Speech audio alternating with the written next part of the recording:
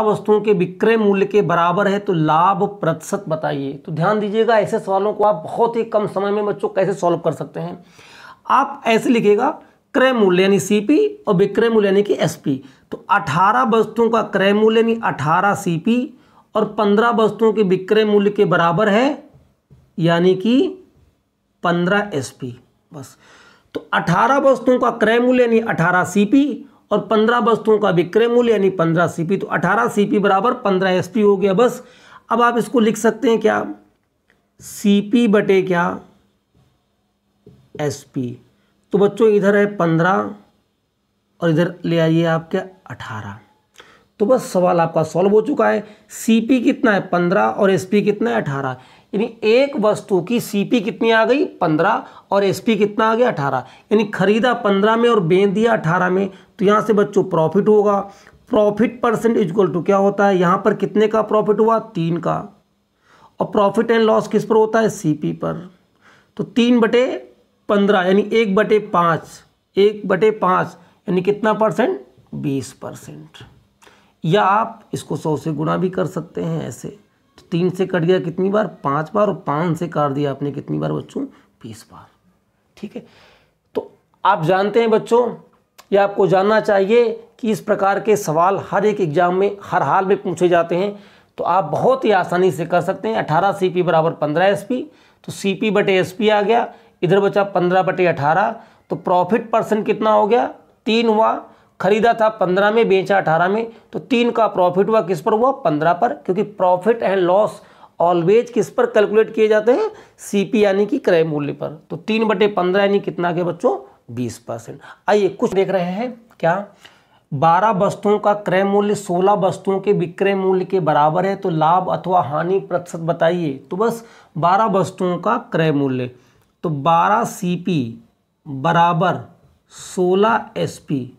तो बस सवाल आपका सॉल्व हो चुका है। सीपी अपान एसपी बराबर, सीपी कितना आ जाएगा 16 और एसपी कितना आ जाएगा 12, राइट। अब इसको 4 से काट भी सकते हैं आप, ऐसे लिखा रहने दीजिए। तो बच्चों खरीदा कितने में था, 16 में, और बेचा कितने में, 12 में, यानी यहाँ पर लॉस होगा बच्चों, यहाँ पर क्या होगा, लॉस होगा आपका। तो लॉस परसेंटेज, तो लॉस कितने का हो गया, 4 का, 12 4 16 होता है, तो 4 का लॉस हुआ। लेकिन लॉस किस पर होगा बच्चों, सीपी यानी 16 पर। तो 4 चुकू 16, 1/4 फ्रैक्शन की परसेंटेज वैल्यू कितनी होती है बच्चों, 25%। तो यहाँ पर बच्चों आंसर आपका क्या हो जाएगा, 25% क्या आ जाएगा बच्चों, लॉस आ जाएगा। आइए बच्चों क्वेश्चन नंबर बढ़ते हैं 3rd की तरफ। आइए बच्चों एक और यहाँ पर इंपॉर्टेंट कंसेप्ट हम लोग सीखने जा रहे हैं। कुछ वस्तुएं 5 रुपये में 6 के हिसाब से खरीदी गई तथा 6 रुपये में 5 के हिसाब से बेच दी गई तो लाभ होगा। अब आप ध्यान दीजिएगा, यहाँ पर एक नया कंसेप्ट है, इसके लिए बेस्ट अप्रोच क्या होनी चाहिए, ध्यान दीजिएगा। सबसे पहले तो आप इधर लिखिए सीपी और इधर लिखिए एसपी। इसका मतलब क्या है, ध्यान दो इधर, 5 रुपये में 6 के हिसाब से खरीदा गया, तो 5 रुपये में खरीदी कितना गई, 6 आर्टिकल, 6 वस्तुएं, और उन्हीं आर्टिकल को बेचा गया 6 रुपये में 5 के हिसाब से, राइट। 5 रुपये में 6 खरीदी गई और 6 रुपये में 5 बेच दी गई। अब आप यहाँ पर एक चीज़ ध्यान दीजिएगा, अगर 5 रुपये में मैं 6 खरीदता और फिर 6 रुपये में मैं 6 ही क्या करता, मान लो यार थोड़ी देर के लिए 6 ही में बेच देता, तो मेरा प्रॉफिट हो जाता 1 रुपये का और 5 पर हो जाता। तो यानी कि हमारा 1 का प्रॉफिट हो जाता, यानी 5 में खरीदा और 6 में बेचा, 1 का प्रॉफिट हुआ, किस पर हुआ, 5 पर। तो 100 से गुणा कर देते और हमारा आंसर बच्चों कितना आ जाता, 20% आ जाता। आंसर कितना आ जाता, 20% आ जाता।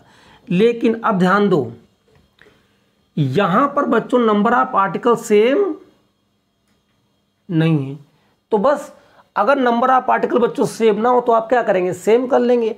और सेम करने के लिए बहुत ही सिंपल प्रोसेस है, इस 5 से ऊपर नीचे इधर गुणा कर दो, इधर गुणा कर दो 5 से, और इधर गुणा कर दो, और इस 6 से नीचे गुणा कर दो और इधर भी क्या कर दो, गुणा कर दो, और आपका सवाल सॉल्व हो जाएगा। तो यहाँ से सीपी बच्चों कितना आ जाएगा, 5 × 5 कितना बच्चों, 25, 25 रुपये में कितना खरीदा, 6 5 कितना 30, और यहाँ से SP कितना आएगा, 6 गुणे 6 कितना 36, 36 रुपये में बेचा कितनी 5 6 कितना 30।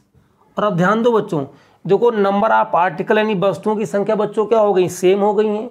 सेम करने के लिए कुछ नहीं किया, इस 5 से ऊपर गुणा कर दिया और ऊपर वाले 6 से इधर गुणा कर दिया, नंबर ऑफ आर्टिकल बच्चों सेम हो चुके हैं। अब आप देखिएगा, अब आपको क्या करना है, खरीदा था 25 रुपये में और बच्चों बेचा कितने में 36 में। तो यहाँ पर बच्चों फ़ायदा कितने का हुआ है, फ़ायदा कितने का हुआ, प्रॉफिट कितने का हुआ। तो आप कहेंगे सर 11 का फ़ायदा हुआ है। 36 25 से कितना ज़्यादा है 11, और होगा किस पर 25 पर, और गुणे बच्चों कितना 100। 25 से काट दो 4 बार, और 4 गुणे 11 कितना हो गया बच्चों 44%। तो यहाँ पर राइट आंसर क्या हो जाएगा बच्चों 44%। ठीक है, तो बच्चों इस प्रकार के सवालों में आपको नंबर ऑफ आर्टिकल क्या बच्चों करने हैं, सेम करने हैं, और फिर CP और SP में कंपैरिजन कर लेना है। अगर SP CP से ज़्यादा हुआ तो प्रॉफिट होगा, और अगर SP CP से कम हुआ बच्चों तो क्या होगा।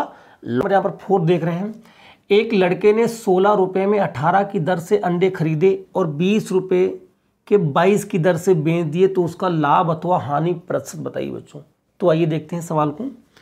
तो बच्चों यहाँ पर क्या है आपका CP 16 रुपये के खरीदे कितने हैं 18, और SP 20 रुपये के बेचे कितने हैं 22।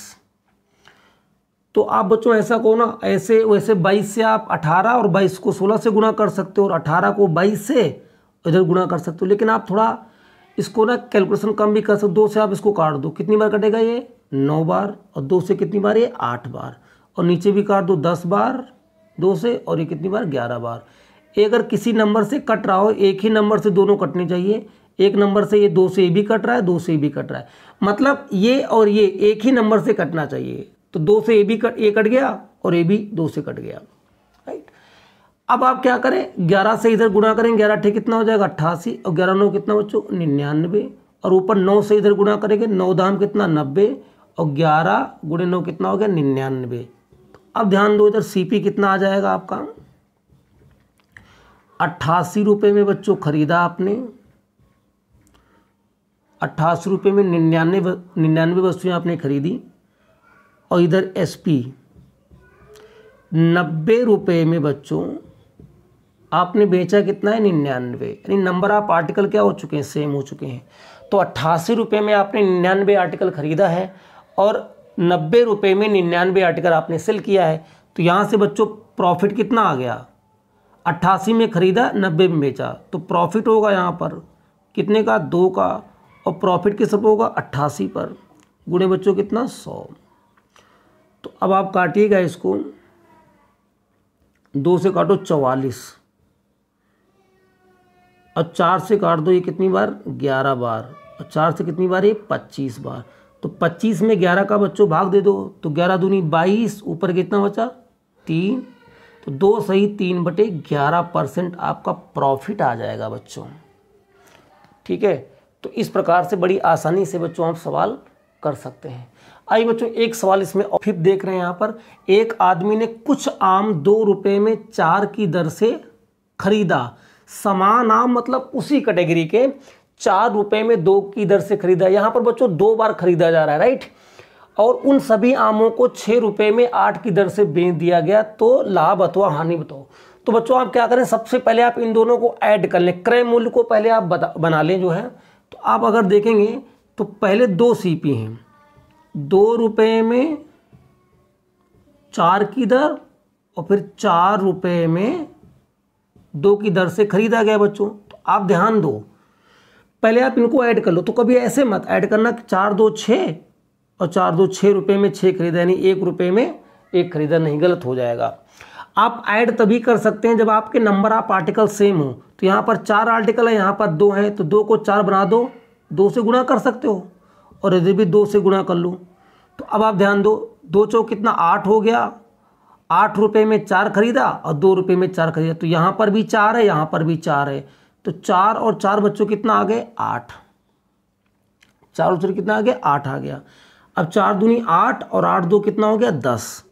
तो 10 रुपये में बच्चों कितना 4 दूनी 8 दो 10, 10 रुपये में बच्चों कितने आर्टिकल खरीदे गए 8 खरीदे गए, राइट। अब यहाँ जाओ 6 रुपये में 8 की दर से बेच दिया गया, तो ये फाइनली सीपी आ गया।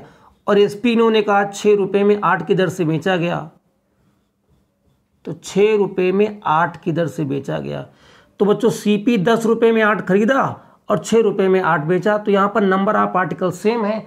तो बस सीपी और एसपी में आप कंपेरिजन कर लीजिए, 10 में खरीदा 6 में बेचा, तो यहाँ पर बच्चों लॉस हो जाएगा। कितने का लॉस हुआ 4 का, और किस पर होगा 10 पर, और गुणे कितना बच्चों 100, तो 0 से 0 कट गया, 4 दाम बच्चों कितना होता है 40। तो बच्चों 40% की क्या आ जाएगी हानि आ जाएगी।